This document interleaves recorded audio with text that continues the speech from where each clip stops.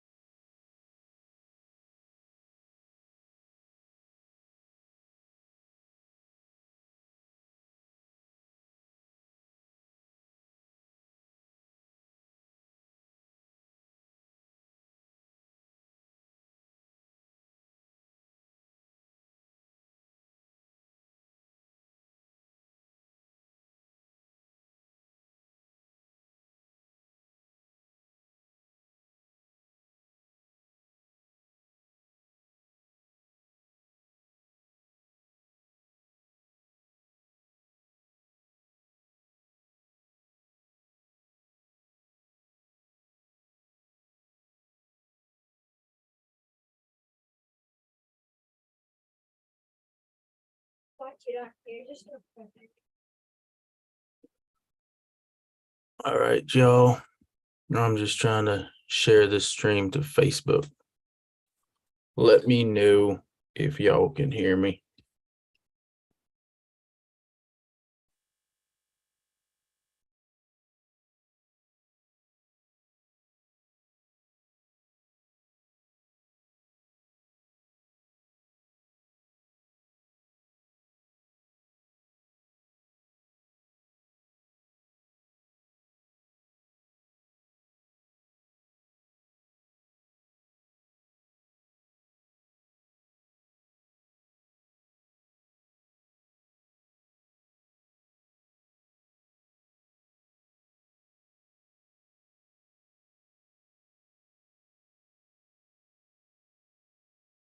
All right.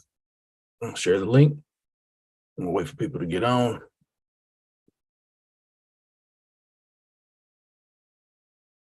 Check it now on my phone.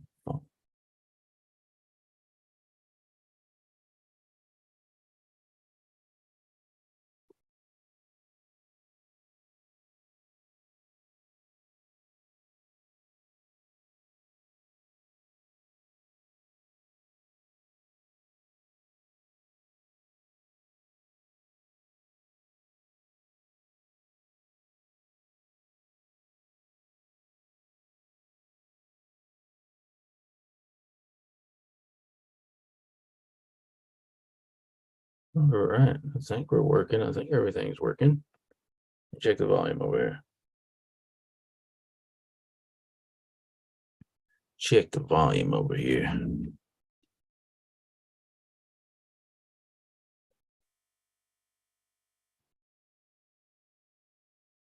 All right, I think we're working. I think everything's working. Yes, it is. The volume sounds like it's good. So I'm gonna wait for a few people to get in. And today I'm using Zoom, so I'm just broadcasting my Zoom meeting so that if anybody wants to jump on and say something, they can I'll put a link in the video and you can jump in on the Zoom meeting and we can go from there too. So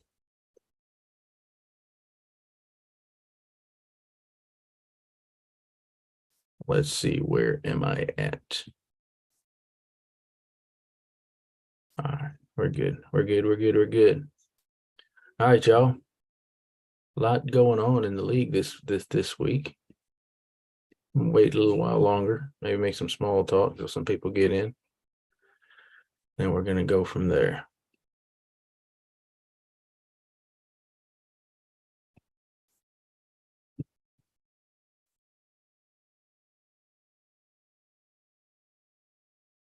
All righty. Drop a comment in if you're watching. Say what's up. Say who you are. Say where you're at. I suspect most of y'all are in Belize since we're talking about the BEBL. But either way,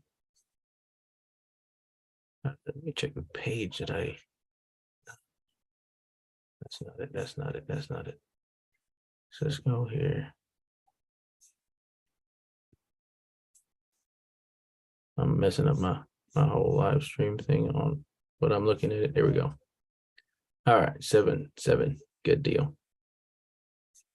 I think YouTube kind of changed something on me because it looks different than I'm used to seeing. I don't see the analytics for some reason. All right.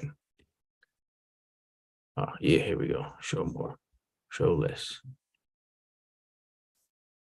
Anyways, guys, if you're on YouTube, drop something in the comments. Let me know you're here.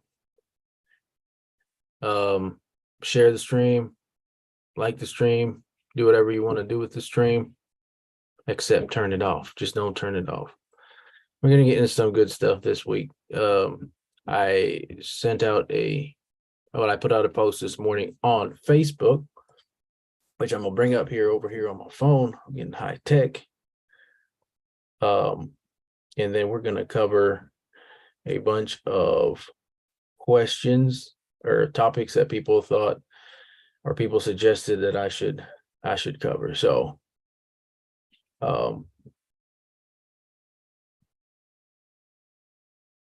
here we go. Let me find the post.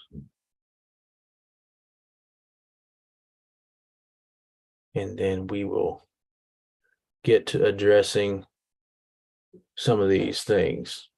All right. So my post said going live this evening on YouTube. You know what? Let's cover a little bit of stats, give people a little bit more time to jump in, and then we're going to get into that because I feel like that's going to be the meat of the show this evening. Anyways, welcome to the show. Y'all know who I am. My name's Rich. And this show is brought to you by I was trying to remember the thing that they did on TNT. EJ's Neato stat of the night. No, but it's brought to you by Richard Troyer Basketball. As you can see, check out the channel. I still haven't uploaded a whole lot on there, but we're going to get to it, man. I'm going to start putting out some videos, some skills, some shooting videos mainly because, man, I was talking to my wife this morning and shooting is so my thing. I mean, it's therapeutic to say the least. Even now, I don't really play, but I can walk into any gym and just start shooting and making shots, and the process of just getting just fine-tuning my shot and stuff like that. It's just therapeutic to me. It always was. I think it always will be. It's just for the love of the game. Yeah, so with that being said, man, like, subscribe, share the video, share the live, see how many people can get watching it. If you haven't subscribed yet, subscribe, and we're gonna go from here. Let's start out with a little bit of stats. I'm gonna share my screen, and then we're gonna look at some stats. All right. Now, I'm a little bit new to this one because I'm not using my same whatever this week. There we go. All right, sharing my screen. Let's go over the games last weekend. This is going to inevitably lead us down some rabbit trails, but I'm going to start off with the Red Tigers versus the Panthers, which was unexpectedly, I think, way more entertaining than anyone would have thought because the Panthers just showed up with 6 guys. 6 guys played the whole game. We had Chance Leslie, who now everybody's wondering who Chance Leslie is because Chance Leslie had himself a game. He was 12 of 24 from the field. He was 10 of 18 from 3, which I haven't checked with my guy Garvin, but I don't think anybody's hit 10 threes in a game. Garvin, correct me if I'm wrong, but I really think that has to be a record. Yeah, he had a heck of a game. They still lost. I mean, they lost by 4 points. 4 points. But it was an entertaining match. It's one of those games. I talked to Coach Tar afterwards, and it was just like, dude, Chance was just lighting everybody up. I mean, they were guarding him man to man. He was hitting everything, and then they went to zone, and it slowed him up a little bit, and he still kept hitting, but he ended up with 40 points on 10 of 18 shooting from three, 12 of 24 from the field, 6 of 8 from the free throw line. So he had him a really, really good game, and I think he put the league on notice that Chance, he might be playing for a team that's not necessarily doing well. They're at the bottom of the league, but Chance can play. And a little bit about Chance. Barry Sport asked me in the comments, like, who is Chance? And Bernie just hit me up again and said that he talked to Chance, and said that Chance is from, where was this place? It's from Michigan, or he went to, what's the name of the school? Hold on, give me just a second. I will find the name. Romulus High School in Romulus, Michigan, I guess. And I think they're a very, very good high school. Here are his freshman stats that I just found on what do you call it, Max Preps. He averaged, or I don't remember how many, he averaged 12.4 points a game. He played in 18 games as a freshman in high school, and he had 4 player of the games. Here was this first, there was a one on February 21st, 2013. He had 21 points, 29 points the next game. Anyways, he seemed like he was a good player. I can't find that he went to college. I don't know that he did, but Chance can hoop, as there is no doubt about it. See if I can move this thing down so I can get to it. All right, next up, we got, I'm gonna shut that off. We got San Pedro against the Kyle Ballers out on the island. San Pedro beat them 88-66.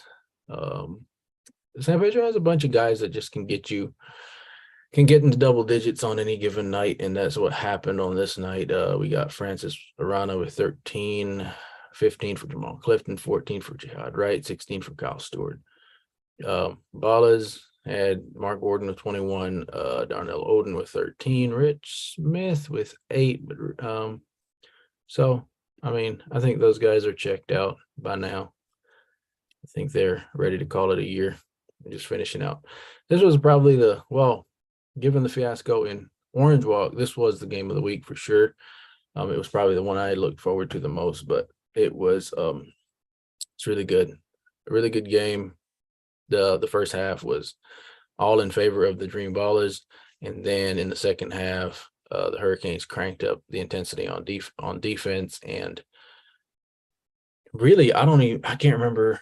I don't have stats here, but they held the Dream Ballers to I don't know, very few points in the second half. I mean, the Dream Ballers were getting looks, but as I'll probably address later on, in my opinion, what happens is the Dream Ballers have a bucket inside in Dominic Woodson, but they fail to get him involved in the action and put him in places where he can succeed. He shot 7 threes, mainly off of driving kicks from the ball handlers on the Griga side. And driving and kicking it's not a bad basketball play. It's a good basketball play. It's just not, what do you call it? A basketball strategy that you're going to go into a game and say, oh, we're just driving and kicking and we're going to win this game by doing that. Unless I guess you would have some seriously drop dead shooters, but Riga has okay shooters. I think Edgar Mitchell is probably leading them in that category. Henderson, he had a good game shooting the 3, but he has not been very good this whole year shooting the 3. Campbell was 1 of 5. Gonarchy is 2 of 9. They have nobody that really just can really flat out shoot the rock. Boogie has his moments, and he's probably the best on the team. Here with the Alex came in, had 6 points. He gave him a real big boost. I think it was in the second quarter. He had like 6 straight points. Rene had a little bit of burn. He's somebody that I really wish I could see Ian play more, but he's on a team that is so stacked. I don't know what his attitude is, but I feel like Ian has he's great defensively, and he's developed a shot that you have to kind of respect him from the 3-point line. And so I feel like he's a good all-around addition to a team.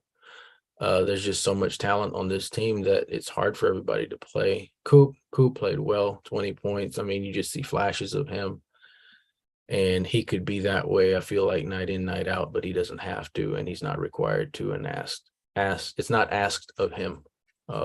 Kirk Smith, 11 points. Frazier, 11 points, 11, 11. All these guys got 11, maybe 11 a plena bolito. 17 turnovers. Offense, 60. I think the offensive rebounds were very much a story of the game. And it's crazy because with some teams, they might get, like Griga had 9 offensive rebounds, but some teams get 16 offensive rebounds, and it's not a big thing. But when the Hurricanes get 16 offensive rebounds, it's straight back up. That's the thing. I wish I knew how many points off of offensive rebounds they got. But normally it's Smith or it's Frazier. Getting or Harris, but mainly let's see who had the bulk of the offensive rebounds. Yeah, between these two, they had 8.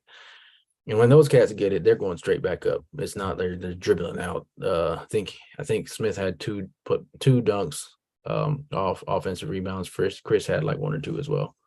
So when they get offensive rebounds, you're in trouble because they're going right back up with it. All right. We're going to make this show as quick as I can because I ain't trying to be on here all night. So let's go back over to the Facebook thing. Let me just check on here.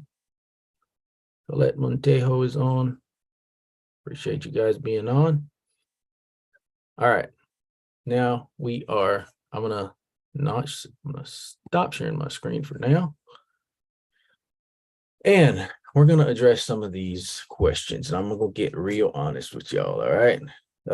First one I'm going to go with is Beresford said, this isn't the first comment, but it's the one I'm choosing to go for first. And he said, why do you think everyone is playing for second, ... And I didn't necessarily know exactly what he meant, so I asked him to rephrase it. And he said, after watching these guys for 4 months, does anybody really have a chance to win a series against the Monstars? Meaning the Hurricanes, I suppose. Maybe I shouldn't have taken this one first, but I did. Now, it's a good one. It's not that I'm trying to avoid this subject. It comes down to me. Let me check my notes because I took a little notes on here. Hurricanes, this is what it comes down to. The Hurricanes have what you call room for error.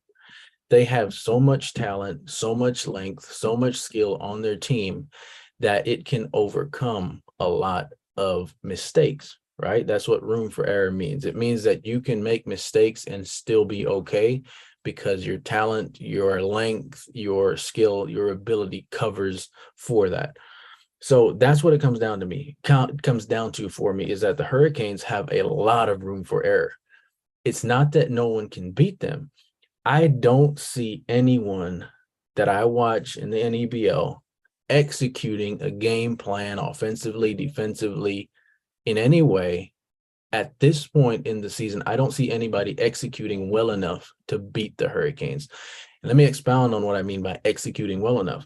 I mean that the teams that face off against the Hurricanes, when they face off against them, the opposing team, say, any other team in the league, whether it be Dan Griga, the Defenders, Orange Walk, San Pedro, any of the top 4 teams in the league, when they face off against the Hurricanes, their room for error is significantly smaller than that of the Hurricanes.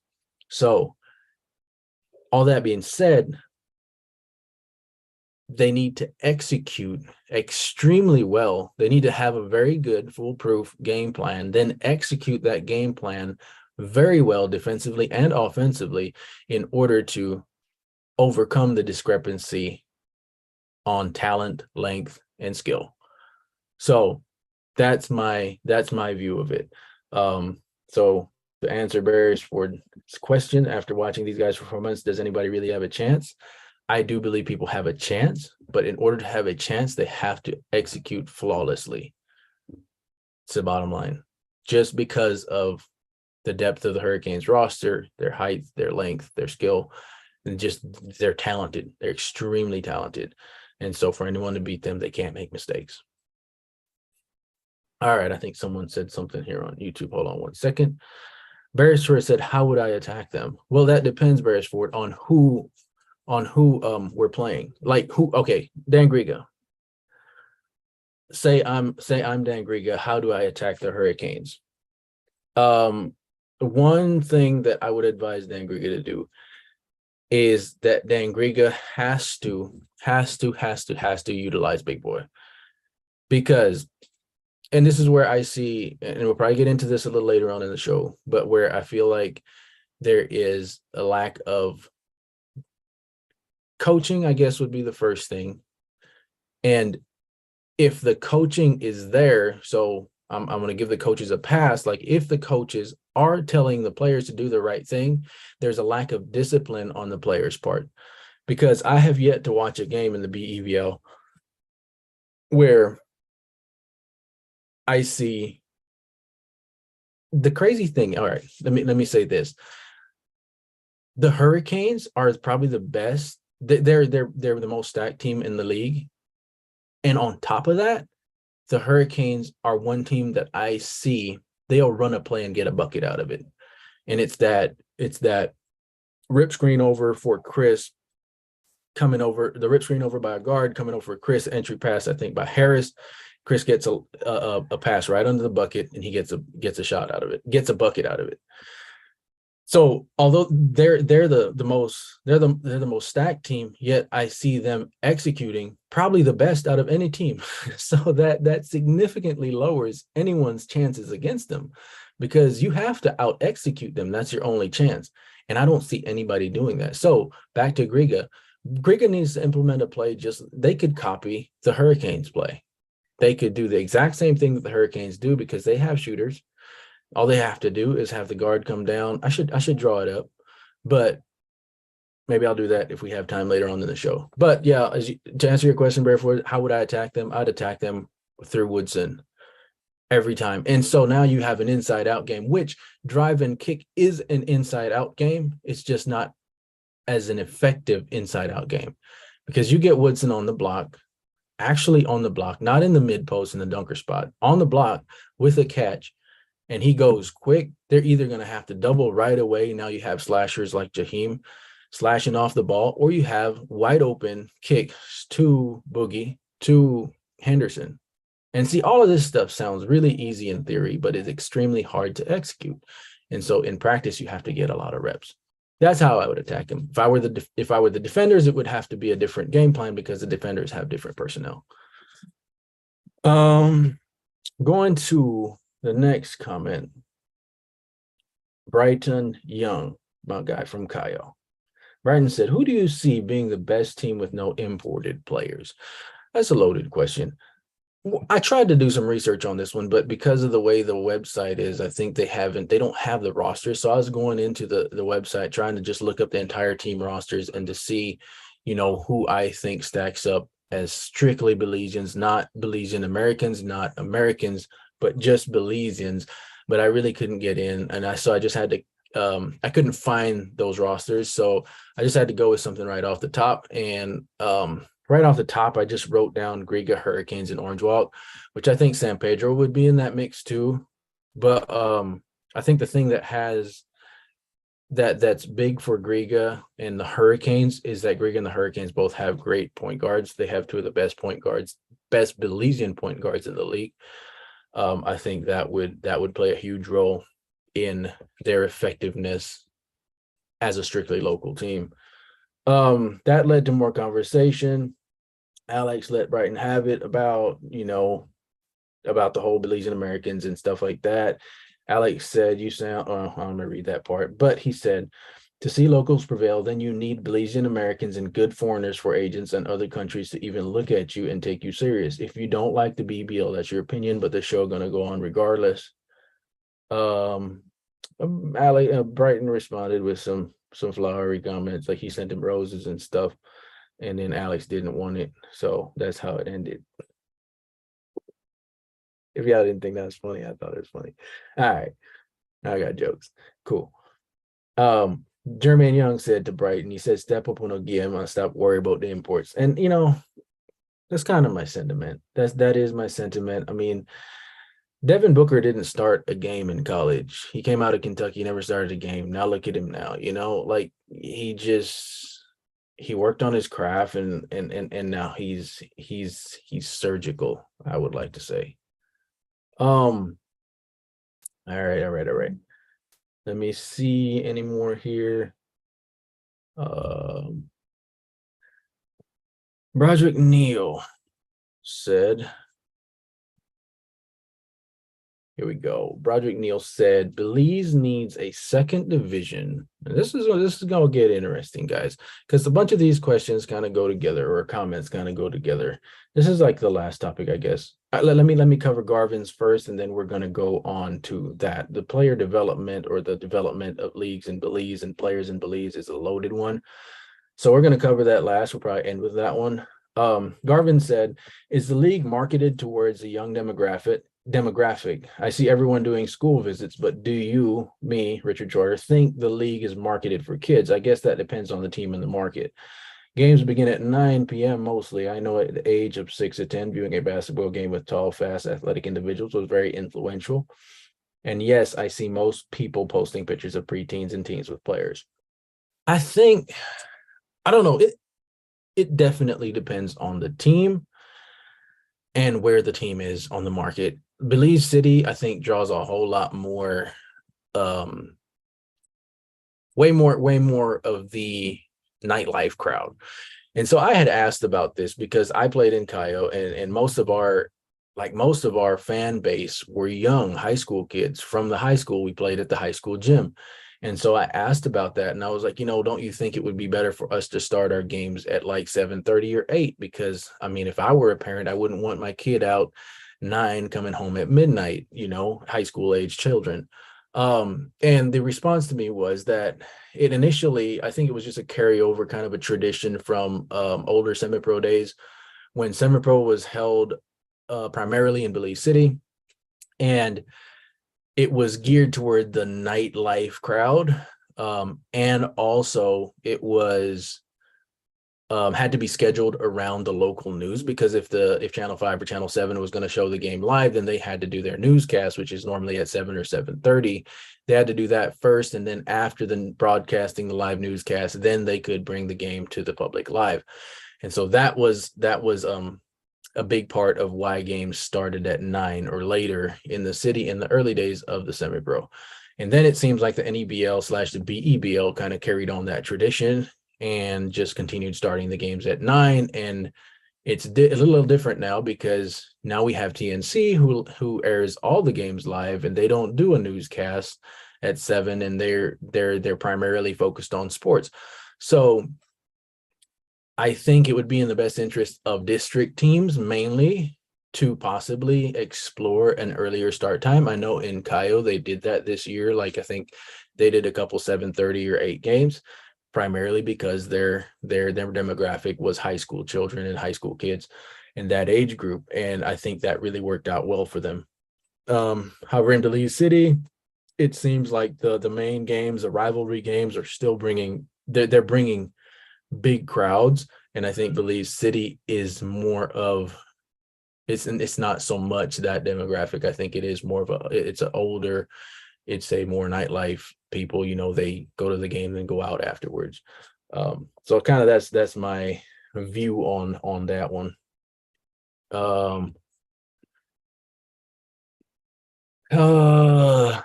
Addressing a question here on YouTube. If y'all have any questions on, like, just drop them on YouTube as well, and I can try to pick them up from there. Ramil Arana said, do you think there needs to be a cap on Belizean Americans? I suppose Ramil is asking a cap, not a salary cap, but a cap on how many Belizean Americans per team. And I would be in favor of that, because I think Belizean Americans equally distributed across the league would be good for what we're going to talk about next, and that is basketball development. What do I think of Karim Wan's Belizean American luxury tax proposal? That is one question that my uncle actually brought that up to me. He runs the Bemelpan Red Tigers, and he brought that up to me. Thought that would be a good conversation to have. I didn't catch all of Karim's. I don't think I caught the part where he talked about luxury tax.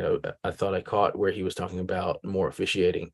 However, the luxury tax, I brought that up to the commissioner last week, and the commissioner just thought that that might be a little bit out of the question because of administrative issues. Like, how will we, like, how do you do that from an administrative angle, And that was kind of his answer to a couple questions that I had, but it's like, in theory, this is great. We look at the NBA, and the NBA has been established and been around for umpteen years. How do we, replicate that where we're at with the administration that we have and the staff that they have, and how do you do that for the BEBL? Beresford said 2 per team and a luxury tax for each player over. It seems like I said, Beresford, in theory, that to me seemed like a pretty good idea, because then, like, the luxury tax, if teams pay the luxury tax, then I think how it is used in the NBA is that tax is then distributed amongst the teams that are not so financially well off.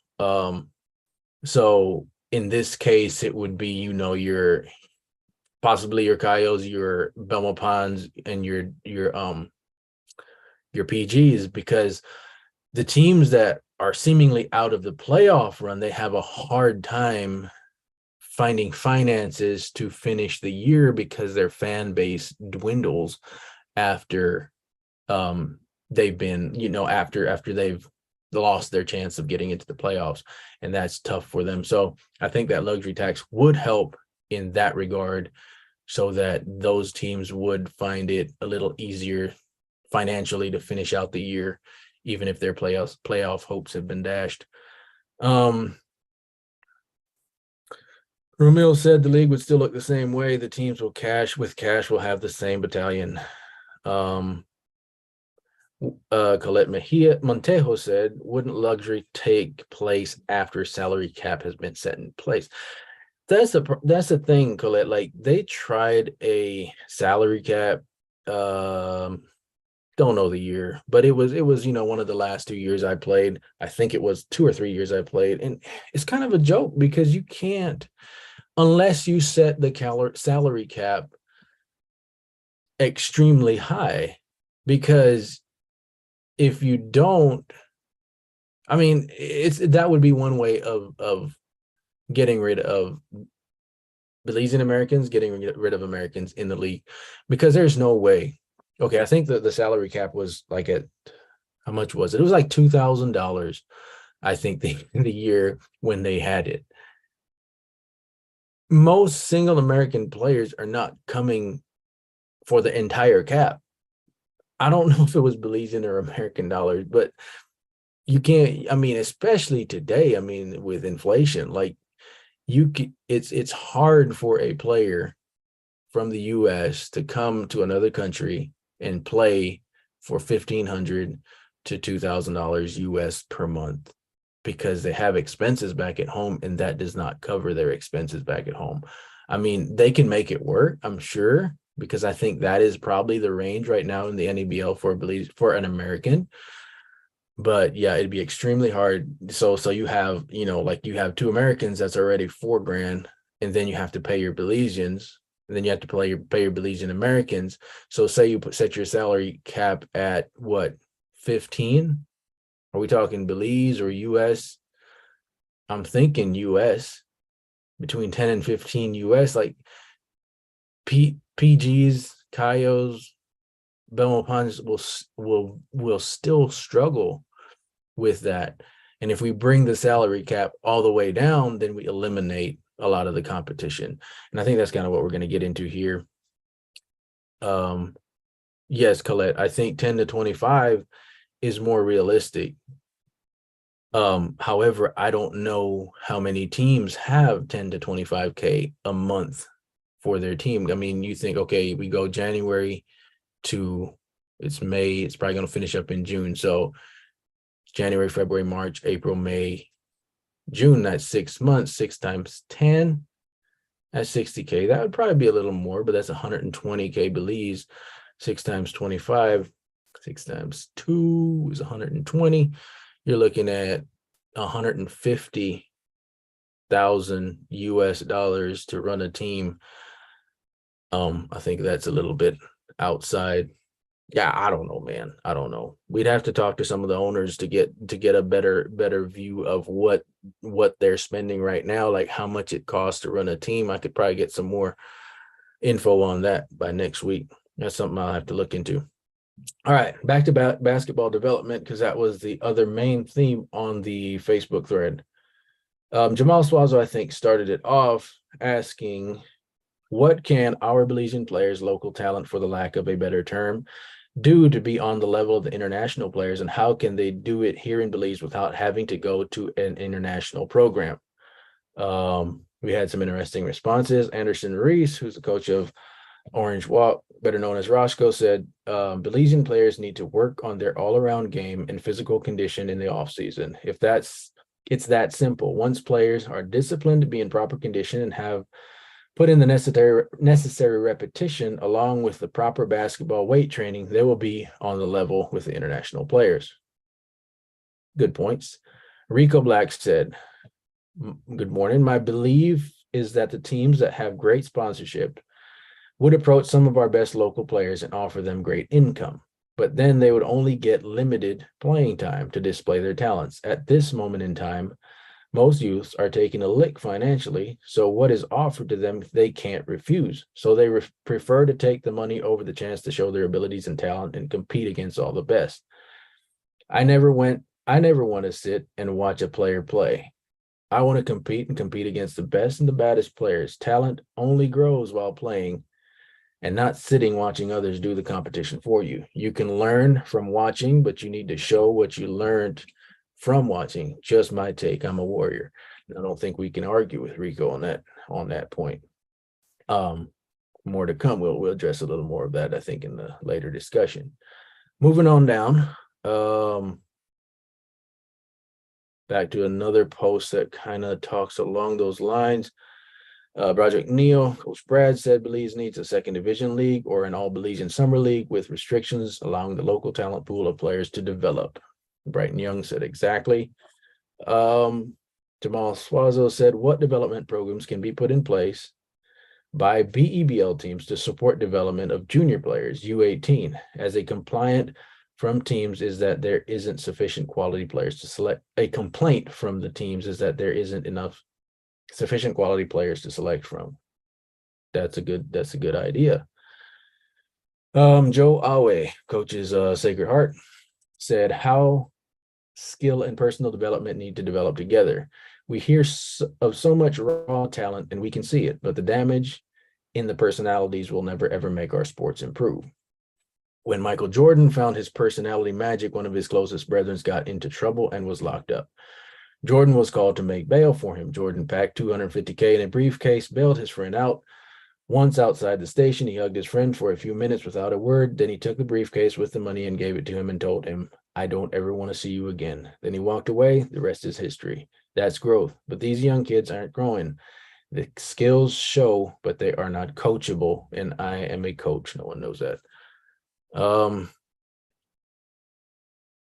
So let me see if there was any more. That was pretty much it from here. On cue, Hermil Arana said on Facebook, there's no development program in the country. I have a 6-year-old who loves the game and there's no Pee-wee program.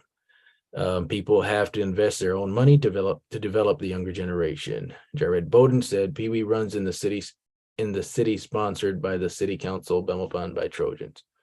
Not 100% sure what is the city. I'm not 100% sure on that comment. All right, my views on this. All right, where am I at in my notes? All right, here we go. Just got some notes on this one. Joe always said non-coachable, immature, not willing to work. I see that as a major problem. And I think that is partially because in Belize, we watch NBA sports, we watch college sports, we watch college basketball, NBA basketball, but we have absolutely no grid until we step outside of Belize and into an actual program, into an actual professional or collegiate program, we have no idea the amount of work that goes into that level of play. So we have no grid for it. And then when coaches come and try to apply that in Belize, the Belizean players want no part of it. I think, like Alex said, the more Belizean Americans, the more Americans we can have that actually know the game, that actually have played collegiate basketball, have played professionally somewhere, and know what it takes, know the work, the hours, the time watching film, all that stuff that it takes to play or to elevate your level, the better. I think, frankly, too much time and focus by our Belizeans is placed on playing time, 100%.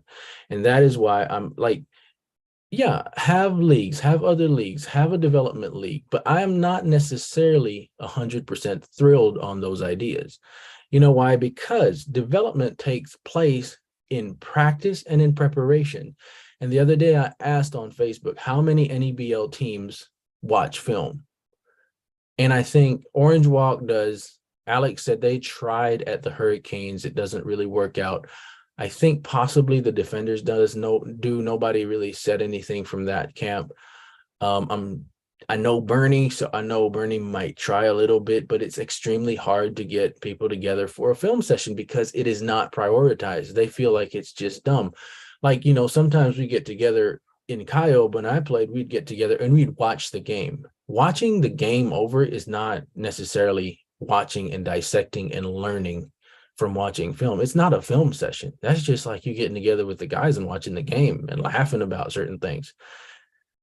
A film session is actually breaking the game down into offensive and defensive possessions, and then going through every offensive possession and every defensive possession and critiquing what you did wrong and what you can do better and how you can improve on your defense and how you can improve on your offense. That's how you get better. And I think so much emphasis is placed on playing time, but playing time and development leagues are not going to do anything for any one of our players in Belize unless the proper coaching and the proper guidance is put in place.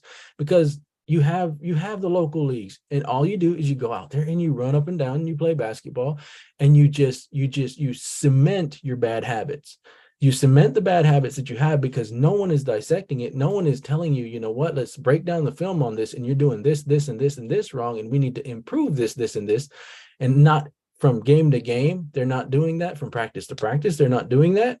And so how is a development program or a development league going to help development if nobody instructs or coaches the players in a way that is focused on development, focused on learning, focused on improving? And learning and improving and people critiquing your game is not fun, not all the time. I mean, when you make a great play and the coach pauses it when you're making a great play, that's cool. That's fun. You feel good. But when the coach catches you out of position and you said during the game, you were like, nah, coach, that wasn't on me. And then you watch a film and it was on you. That's not fun. But you know what? That's learning, and that's developing basketball IQ. I mean, I'm kind of going on a rant here, but that's what I feel like is extremely, extremely, extremely lacking, is that we don't have that type of coaching, that type of development. Like I said, I think Jamal Swazo asked again. He asked, like, what can BEBL teams do? Well, they're not executing themselves. So they're not watching film themselves. So how will they instruct a U18 team to be a part of our program? This is what we do. This is what we do, when they don't execute at the pro level. So how much like there would be no continuation there. Yeah, they need to do better themselves. Right now, like I wrote this down in my notes too, is I'll watch games.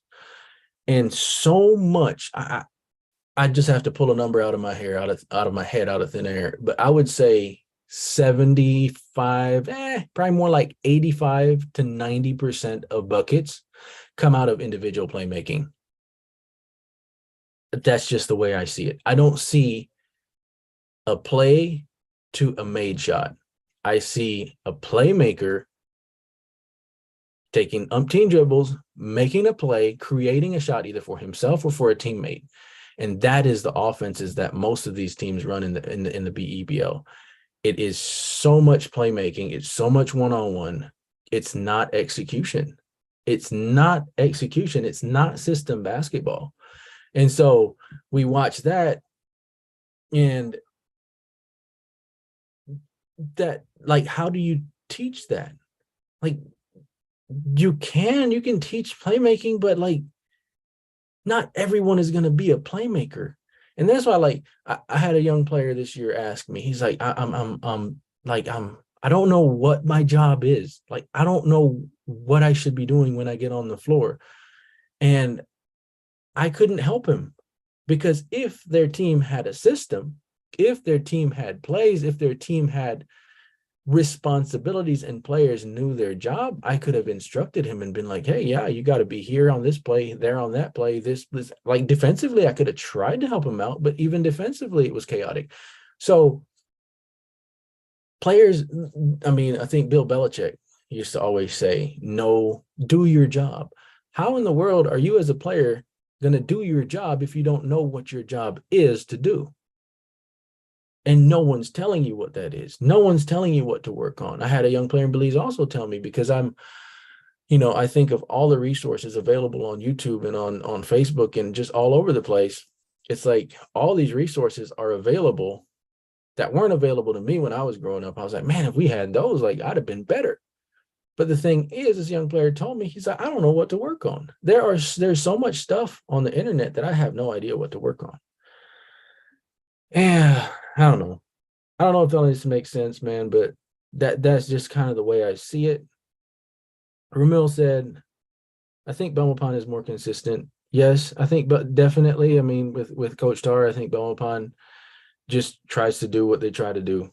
And I think the guys, if they would, it's their first, if there would be continuity there, I think it would be evident that Coach Tar tries to coach the right way.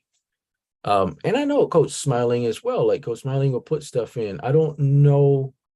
I think Roscoe, I've been around Roscoe a little bit, and I know Roscoe loves basketball. And out of everybody, I think that's a local Belizean coach.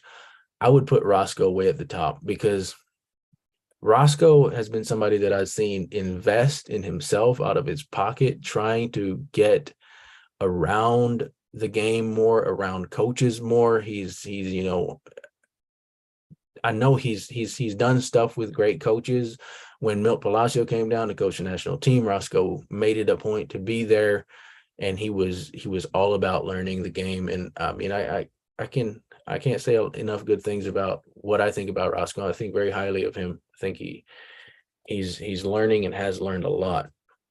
Ramil said, when you have talent in a small market, everybody praises you. Players with low work ethic can excel, but they don't elevate themselves. 100%, 100%. And that's part of the problem in Belize, is that you can excel in Belizean basketball, and to excel in Belizean basketball, you have to be a one-on-one guy. You have to be able to play make for yourself. And that's not necessarily what American coaches are looking for. I mean, I think the bottom line is, most young cats in Belize would love to get an opportunity to play in the U.S. And that goes for countries across the board. The U.S. is the mecca of basketball in the world. So with that being said, why are we complaining when Americans come into our league? Because when Americans come into the Belizean league, that gives you a bar to know what you need to, how much you need to elevate your game to fulfill your dreams. That's just the bottom line. And it may seem harsh, but if you're an aspiring basketball player, star, whatever it may be, like, you have to elevate to that level. And I remember personally, like, coming out of high school, having a dream to play Division I basketball, because that was my thing. I wanted to play D1. I didn't want to play D2 or D3. It had to be D1. I believed, and I was not the most skilled guy, but I believed that I could raise my level to play with anyone. I believed that I could, like, if I got a chance at a college, at a university, that I could elevate my level of play to play with these cats. And so I worked for it. Like, I got an opportunity, and I worked and I worked and I worked. And that's how I kept it, how I kept the opportunity. And I know there's guys going to get opportunities, there's guys going to squander opportunities, but there's guys that are going to make the most of them. And I hope that the guys, I know Beresford is doing a lot and doing his best to get young people, young athletes, not just basketball, but across the sports, opportunities to play in universities in the US. And I think that's awesome, because it's dreams come true for young players. But it is always, and I know Beresford feels this way, and I feel this way because I have recommended athletes, it's always a little bit scary, or it's a little bit discomforting, because we don't know. You don't want to put your name on an athlete that quits. You don't want to put your name on an athlete that doesn't do what is required. And that is 99.9% of the time. If you get an opportunity, you have the physical attributes to be in that position. 99.9% of the time, it's mental. It's just a mental thing that you book out, that you check out, and you're like, this is too much for me. It's too hard. This coach is not fair, whatever it may be. And you come back home. But guys, life's not easy. Got to get used to growth, and growth only comes through discomfort. All right. Ryan Duran said that's a fact, and something that messes up a lot of blazing players and their work ethic. I'm not 100% sure what he's referring to, but thanks for the comment, Ryan. I know, work ethic is where it starts. I've been, big picture work ethics. I've been listening a lot to, I've been listening to some long form podcasts by Kobe, some of his last interviews, and it's really, really, really inspiring to listen to Kobe talk about his past, and how at 11 years old he came to the US and played in a league for 10, 11-year-olds, 12-year-olds in Philadelphia. That was a pretty prominent league that his father and uncle had played in, and Wilt Chamberlain and Earl of Pearl Monroe and some of these guys. Kobe said he went the whole year without scoring. And one of the biggest things to him was that his dad told him that whether you score 0 or you score 60, I'll still love you. And he said that gave him room to make mistakes. But then the big picture view that he took as an 11, as a 12-year-old, as a 13-year-old, to outwork his competition is just really, really amazing, really mind-boggling. But like, if you as a player take that initiative and just say, you know what, you get in, you get out what you put in, and you just start working, and you start finding advisors, to find mentors that will guide you in the right direction. And I know there are people that Alex Carcom, I am 100% sure that Alex would love to help any young Belizean, point them in the right direction, tell them what to work on. Myself, Devin, Daly, guys that have done what you want to do, reach out. Like, by all means, reach out and ask. Ramil said, what do you think about the playoffs and how they're shaping up? Man, I kind of got off on a mess there. I didn't even talk about the BEBL. Man, I don't know. Defenders is in a must-win. That leads me to this fiasco, the Orange Walk Defenders debacle. Tell you honest truth, Ramil, I have been like, no doubt the Hurricanes are there. Like the Hurricanes, I'm not going to say, oh, they're in the finals, but whoever wins the championship, if not the Hurricanes, has to go through the Hurricanes. That's my view. Everyone has to go through the Hurricanes. Like that, they are hands down the best team in the league. But can they lose? Can someone beat them? I think Griga showed that they're beatable. Griga didn't put two halves together. And like I said, I think if Griga would put in some good actions offensively, they can play with them. Defenders is another team that I feel like once they get into the playoffs, if the Defenders make the playoffs, it's going to be I would look out for them because the Defenders got some dog in them. There's something about the Defenders that I've been high on them from day one. Like, I mean, I called them to lose about 3 or 4 games during the year, and they've lost 3 to 5. I can't remember exactly what the record is, but I think they are a very dangerous team. Orange Walk, I don't know why. I just don't. I think I've underestimated Orange Walk, but for some reason, I feel like because Orange Walk's game is based around a lot around shooting, I wish they had a little more balance. I wish they had an inside presence. That would be the thing for Orange Walk. If they had a big guy that either a big guy or someone that could get to the hole efficiently, I think I would like their chances better. But I feel like if you're solely based on shooting, you have to be extreme. You have to be Golden State level shooting to really, really, really be a solid team, like a championship team, if you put it that way. Like I feel like you have to have a bit of more of an inside presence, and I think Bessel has done well. I think Matthew Young has really given them good minutes off the bench. But man, I would like to see them have like one more athletic big that they could throw the ball into. Guys, I've gone on and I've gone on. I think I've covered everything on my notes. Yeah, most everything in the NEBL is pick and roll, pick and pop, drive and kick. San Pedro definitely, if they get in, is a dark horse. Always have been, always will be, I guess, as long as Rico's out there. All right, guys, if you haven't yet, hit the subscribe button. I appreciate all of y'all watching, man. It's encouraging when people get on and interact. Galette, like seeing you on here, bro. Kyle people.